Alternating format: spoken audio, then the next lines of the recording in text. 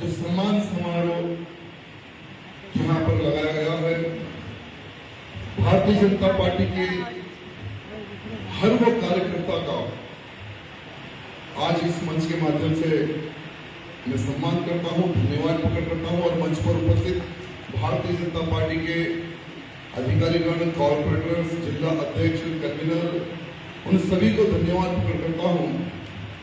आज गोशामहल विधानसभा, जो कि किसी ने नहीं सोचा था, पूरे देश विदेश की ताकतें लगी हुई थी कि गोशामहल विधानसभा से भारतीय जनता पार्टी के झंडे को भगवे को हराना है। लेकिन भारतीय जनता पार्टी के हर वो कार्यकर्ता ने, बूथ लेवल से कार्यकर्ता ने, हमारे एमआरपीएस के हर वो कार्यकर्ता ने, हमारे संघ के हर वो कार्यकर्ता ने, बहुत सारे हिंदूवादी संगठन के सभी कार्यकर्ताओं ने घर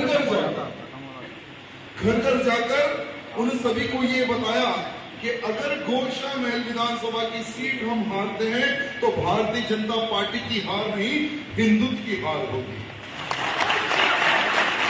घर घर जाकर दिन रात उन सभी लोगों ने प्रचार किया। हर समाज के अध्यक्षों ने, हर समाज के कार्यकर्ताओं ने, हर समाज के नौजवानों ने घर घर जाकर अपने अपने समाज में बहुत ही अच्छा प्रचार किया। 36 कौम के सभी भाई बंधुओं ने कार्यक्रम लगाकर कि हम राजा सिंह के समर्थन में हैं, उतना अच्छा आशीर्वाद दिया। हर समाज के लोगों ने व्यक्तिगत मीटिंग लगाकर ये कहा कि हम भारतीय जनता पार्टी के ही समक्ष हम वोट डालेंगे, उनके समर्थन में वोट डालेंगे और हम भगवे को गोशामहल से झुकने नहीं देंगे। इतना प्यार हमें मिला।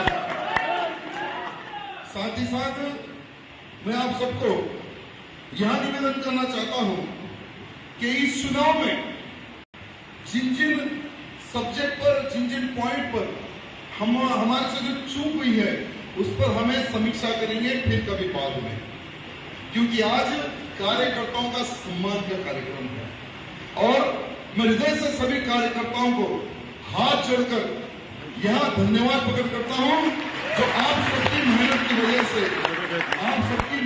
वजह से तीसरी बार गोशामहल विधानसभा में हम सबकी जीत हुई है। मेरे अकेले की नहीं, हम सबकी जीत हुई है। इसलिए मैं सभी से बार बार यही निवेदन करना चाहता हूं कि आने वाले समय में पार्लियामेंट चुनाव में, जैसे इस चुनाव में हमने देखा है कि अगर इनरोलमेंट अगर सही तरीके से होता था, अगर बूथ लेवल से अगर होता था, हमारी मेजोरिटी 21,000 नहीं, हमारी मेजोरिटी 40,000 की होती। बहुत सारे भाई बंधुओं ने, माताओं बहनों ने जब वोट डालने के लिए जब बाहर निकले तो बहुत सारे लोगों के नाम डिलीट थे। मैं बार बार एक ही चीज पे फोकस कर रहा था कि हमें इनरोलमेंट पर ध्यान देना है, हमें इनरोलमेंट पर ध्यान देना है। लेकिन जितना कार्यकर्ता कर सके उतना करे, लेकिन और भी हमें आगे अगर और थोड़ा ताकत लगाते तो बहुत अच्छा परिणाम हमें आज मिलता था। चलो कोई बात नहीं। पार्लियामेंट चुनाव में जैसे पिछले पार्लियामेंट चुनाव में सबसे ज्यादा हैदराबाद पार्लियामेंट में अगर भारतीय जनता पार्टी के कैंडिडेट को अगर वोट मिला है वो हमारी गोशामहल विधानसभा है। और इस बार की गोशामहल विधानसभा से ज्यादा पार्लियामेंट की कैंडिडेट को वोट हमें देना है, क्योंकि हैदराबाद पार्लियामेंट का जो सांसद है उसको एक डर का अगर माहौल है तो वो गोशामहल विधानसभा से ही है। उसको लगभग 5 लाख उसने फोकसिंग वोट बनाकर रखे हैं, लेकिन केंद्र भी एक बहुत बड़ी योजना बना के रखी है, लेकिन कुछ कारणों के वजह से, सुप्रीम कोर्ट के गाइडलाइन की वजह से वोटर आईडी कार्ड को हमारा आधार लिंक करने में थोड़ा दिक्कत आ रही है। लेकिन जिस दिन भी अगर आधार लिंक हो जाएगा लगभग 4 से 5 लाख वोटर आईडी ऑटोमेटिक जो फोकसिंग है वो कट हो जाएंगे और हैदराबाद पार्लियामेंट भी आने वाले समय में हम जीत सकेंगे। साथ ही साथ मैं हर वो कार्यकर्ता को ये निवेदन करना चाहूंगा, जीत तो हम गए और जितना हम लोग विकास करना था उतना हम लोगों ने विकास किया, लेकिन जो 502 करोड़ का हम लोगों ने जो विकास किया है वो हम घर घर तक पहुंचाने में थोड़ा विफल रहे। तो आने वाले समय में जो जो हमने विकास किया है उसके बारे में घर घर तक पहुंचाने का प्रयत्न कीजिए सोशल मीडिया के माध्यम से। साथ ही साथ नेक्स्ट जो आप इनरोलमेंट का काम करेंगे, पार्लियामेंट चुनाव के लिए जो आप कमर कसकर जो आप काम करेंगे, इनरोलमेंट के साथ साथ में भारतीय जनता पार्टी के डेवलपमेंट के भी अगर आप बारे में सबको बताएंगे तो विश्वास उनका और बढ़ेगा। साथ ही साथ मैं सभी बूथ कार्यकर्ताओं से निवेदन करना चाहूंगा कि अब ये 5 साल में हमें इतना जबरदस्त विकास करना है और इतना जनसंपर्क हमें बनाना है, आने वाले चुनाव में हम घर बैठे चुनाव जीत सके, उतना हमें विकास के ऊपर ध्यान देना है। हर समाज से संपर्क तो है ही, लेकिन और हमें संपर्क बढ़ाएंगे। अब हम हर समाज से डायरेक्टली मिलेंगे, हर वोटर से हम डायरेक्टली मिलेंगे। जहां कहीं भी कुछ प्रॉब्लम होता है, हम लोग डायरेक्टली वहां पर जाकर स्पॉट पे जाकर वो प्रॉब्लम हम सॉल्व करने का प्रयत्न करेंगे। क्योंकि जनता ने हमें विश्वास करके कि तीसरी बार भी हम इनको जिताएंगे, तीसरी बार भी विकास होगा।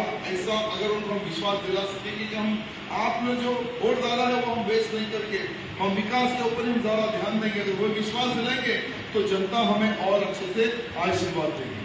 साथ ही साथ अभी कांग्रेस की सरकार बनी है तेलंगाना राज्य में और रेवंत रेड्डी भी डरने लगा है कौशाम्बी विधानसभा से। भारतीय जनता पार्टी का झंडा म्युनिसिपल कैडर हैदराबाद में लहरा चुका है। रेवंत रेड्डी को भी एक डर हो चुका है, लेकिन आपको बताना चाहूंगा यही रेवंत रेड्डी और एमआईएम का सांसद दोनों जिगरी दोस्त मिलकर हैदराबाद में सिर्फ एक सीट है घोषामल, उसको हराने के लिए कांग्रेस से डमी कैंडिडेट डाला था, जो कि प्रचार भी वो महिला ने करी, क्योंकि वो महिला ने कहा है कि मैं तो बलि का बकरा बन गई दोनों के बीच में।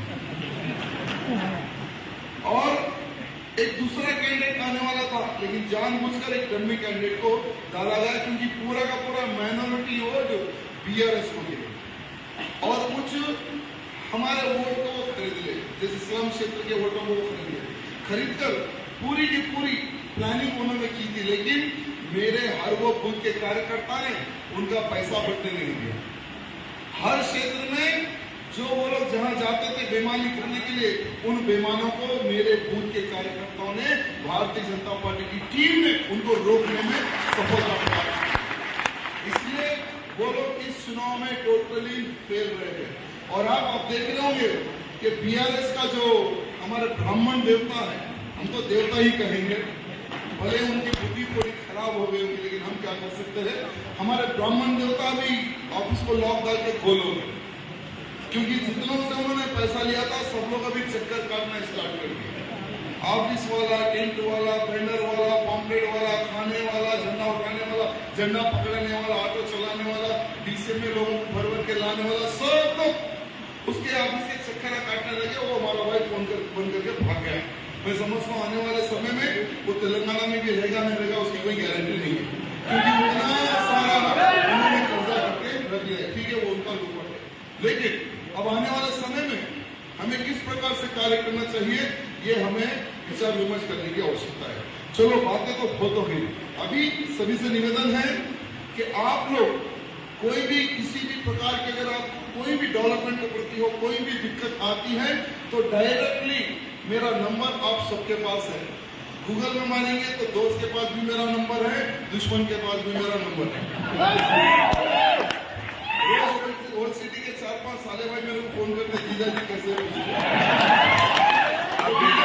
दुश्मन तो मुझे मैसेज करता है, कॉल करता है। तो जितने मेरे जो दोस्त है, जो मेरी भारतीय जनता पार्टी की सेना जो मेरे सामने है, अगर आपके क्षेत्र में छोटी सी भी दिक्कत होती है तो डायरेक्ट मुझे व्हाट्सएप कीजिए, डायरेक्ट कीजिए। और जैसे कृष्णा जी बता रहे थे कि 25 करोड़ रुपए तक के रोड हमारे पास सैंक्शन है, 25 करोड़ के, और लगभग 9 करोड़ के ड्रेनेज सैंक्शन है हमारे पास। और जैसी नई सरकार बनती है, पता नहीं पुराने के लोग अलर्ट करते या नहीं करते पता नहीं, लेकिन इस बार कांग्रेस को लोहे के चने हम लोग चबाएंगे, क्योंकि 8 विधायक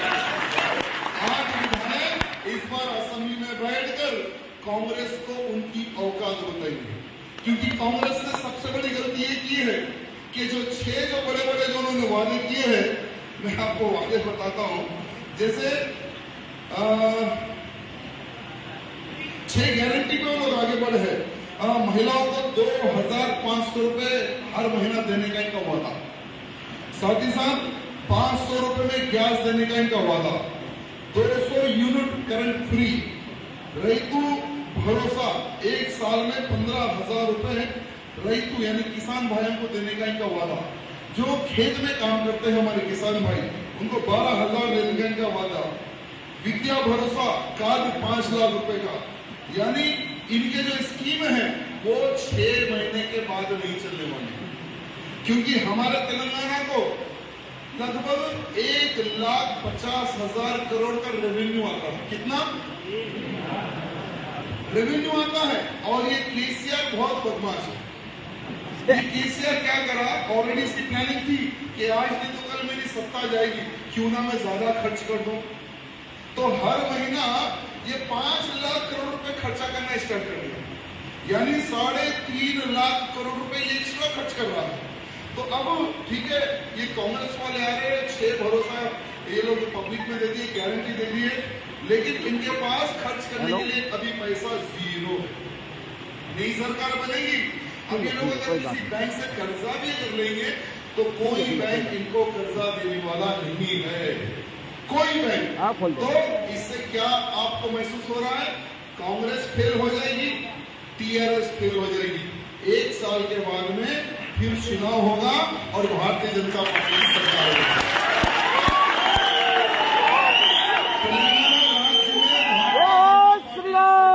अब कोई नहीं रोक सकता। जब हम 8 विधायक जीत सकते हैं तो 8 के 80 भी आने वाले चुनाव में हम पक्का जीतेंगे। ये मैं नहीं कह रहा हूं मेरे दोस्तों, क्योंकि बहुत सारे इंटेलिजेंट के लोग ये कह रहे हैं कि ये तो कांग्रेस से ज्यादा दिन चलने वाली नहीं, क्योंकि अगर कांग्रेस चलना है तो जो स्कीमें इन्होंने जो गारंटी जो 6 दी है, अगर वो पब्लिक में इम्प्लीमेंट नहीं हुआ तो पब्लिक क्या इन पे भरोसा करेगी? ऑलरेडी केसीआर बहुत सारे विधायकों के ऊपर गल डाल के बैठा है, मच्छी की गल होती है ना, वो बहुत सारे विधायकों को खींचने के लिए वो बैठा है। इसलिए सरकार ज्यादा दिन चलने वाली नहीं है। तो अब जनता को ये विश्वास होगा कि भारतीय जनता पार्टी की अगर सरकार तेलंगाना में बनती है तो डबल इंजन की सरकार बनेगी। डबल इंजन की सरकार माने डबल फंड, जैसे हर राज्य में जहां जहां भारतीय जनता पार्टी की सरकार है वहां पर बहुत सारा डेवलपमेंट होता है, फंडिंग का कोई टेंशन नहीं रहता। इसलिए तेलंगाना में भी आने वाले समय में भारतीय जनता पार्टी की सरकार 200% बनने वाली है, 200%, उसको कोई रोक नहीं सकता। तो सरकार बनेगी, डबल फंड आएगा, ये हमें जन जन तक पहुंचाना है, जनता को पता है। लेकिन कांग्रेस का जो झूठा मैनिफेस्टो है, उस मैनिफेस्टो में हमारी जनता ट्रैप होगी। तो ज्यादा दिन ट्रैप नहीं होगी, बेफिक्र हो, हमारी सरकार आएगी और भारतीय जनता पार्टी का झंडा तेलंगाना राज्य में लहराएगा और सेक्रेटरीट पे हमारा कब्जा होगा और प्रगति भवन में भी हमारा कब्जा होगा। बहुत बहुत धन्यवाद। जय श्री राम। जितने भी जो कार्यकर्ता भाई बंधु माता बहने, जितने भी जो मंच पर उपस्थित है, उन सभी को हृदय से धन्यवाद पकड़ करता हूं, जो आप लोगों ने कमर कस के जो मुझ पर इतना आशीर्वाद दिया है।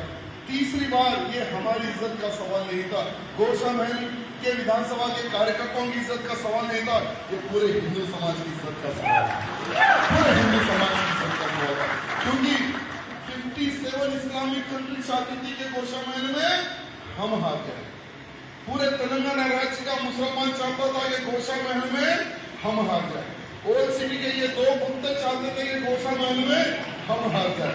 लेकिन भले इनकी पूरी की पूरी ताकत एक जगह थी, लेकिन मेरी गोशा महल विधानसभा का हर वो हिंदू एक होकर कि हमें नुमाइंद को जवाब देना है, हमें ये टीआरएस को जवाब देना है, उन 27 इस्लामिक कंट्रियों को 57 कंट्रीज को हमें जवाब देना है जो भगवे को झुकाने की सोच रखते हैं। तो सारी की सारी गोशा महल की जनता को, हर समाज के भाई बंधु को फिर से एक बार धन्यवाद प्रकट करता हूं, जिन्होंने भारतीय जनता पार्टी के झंडे को फिर से लहराया है। भारत माता की जय, जय सिया राम।